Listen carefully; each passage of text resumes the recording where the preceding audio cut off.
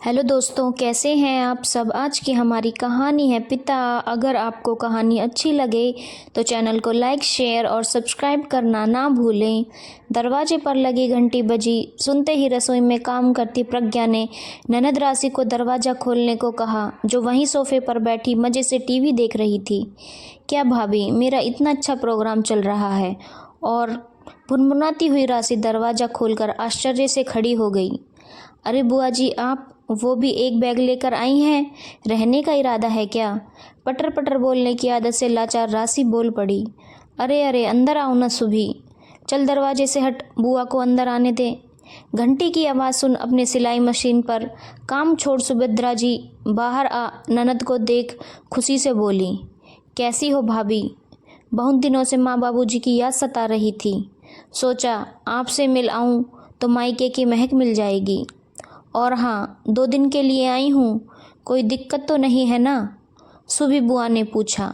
ना सुभी, कैसी बात करती है। तेरे आने से मुझे क्या दिक्कत हो सकती है।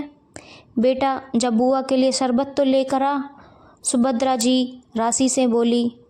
हाँ रे राशि, तनिक बर्फ़ ज़्यादा डाल देना रे। ये जून का महीना, जेठ की गर्मी देह झुलसा दिया हमारा। सुबी बुआ ने बड़े रौब से कहा। राशि रसोई में जाने लगी तो प्रज्ञा पहले ही बना रखा शरबत गिलास में डालकर ला ही रही थी। प्रणाम बुआ जी, कैसी हैं। शालीन स्वभाव की प्रज्ञा ने पूछा। सब ठीक है बहू, बस कुछ दिन तेरी सेवा लेने आ गई हूँ, हंसते हुए कह सुबी बुआ ने 2 गिलास शरबत गटक लिए।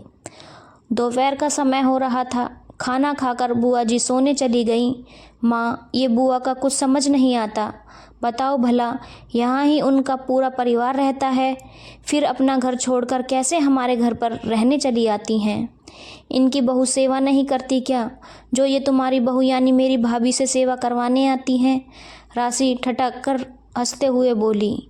हाँ मम्मी जी, मुझे भी कभी कभी ये बात अटपटी सी लगती है। वैसे मुझे उनके आने से कोई दिक्कत नहीं होती, पर लगता है जितना आराम अपने घर पर मिल सकता है और कहीं कैसे मिल सकता है। प्रज्ञा भी आश्चर्य करते हुए बोली। धीरे बोलो बेटा, बुआ जी सुन लेंगी तो कितना बुरा लगेगा। बहू, राशि के पापा 5 भाई और ये इकलौती बहन थी। जब तक माँ बाबूजी रहे, सुबी को सब सिर माथे पर रखते थे। माँ जी सुबी की शादी के कुछ साल बाद ही चल बसी।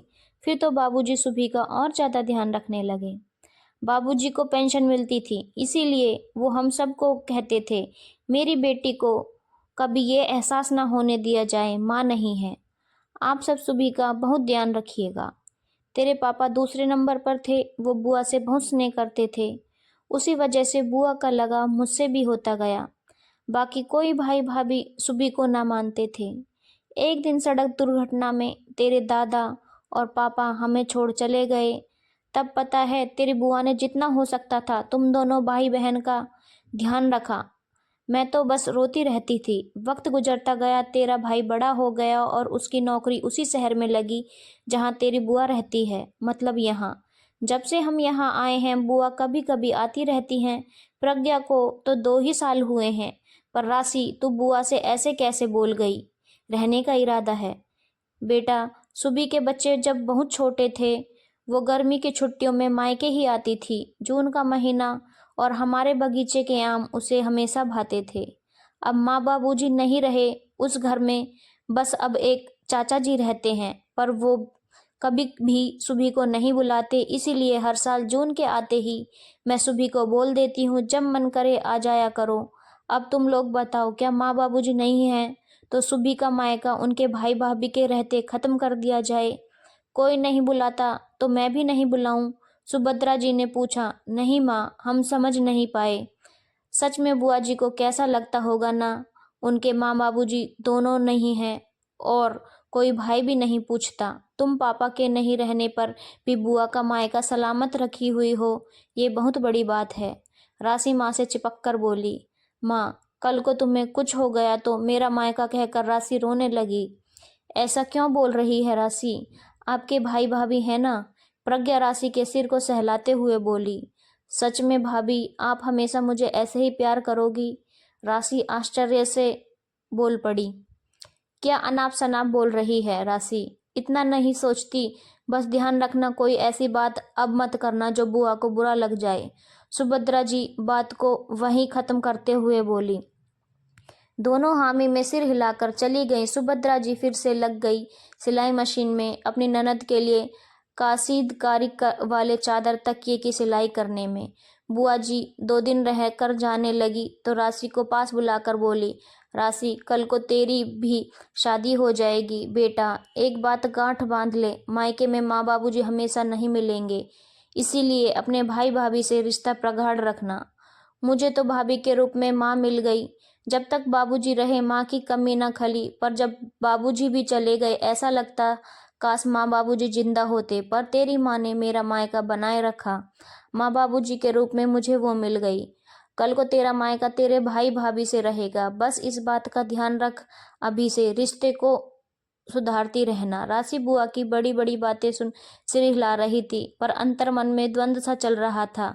क्या सच में माँ नहीं रहेगी तो मेरा मायका? नहीं नहीं, मुझे अपनी माँ बाबूजी को जिंदा रखना है, अपने भाई भाभी के रूप में। मुझे प्यार से अपनेपन से मायका बनाए रखना है।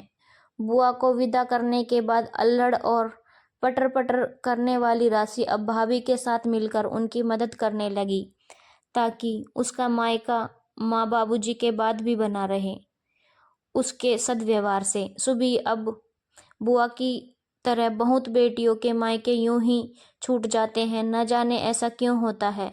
कल तक मान मनोवल करने वाले भाई भी एक समय बाद बहन का आना रहना बर्दाश्त नहीं कर पाते। सच यही है, रिश्ते के लिए प्रेम बहुत जरूरी है। जहाँ वही नहीं होगा तो रिश्ता भी नहीं के बराबर होगा। धन्यवाद दोस्तों। अगर आपको कहानी अच्छी लगी हो तो चैनल को लाइक, शेयर और सब्सक्राइब करना ना भूलें।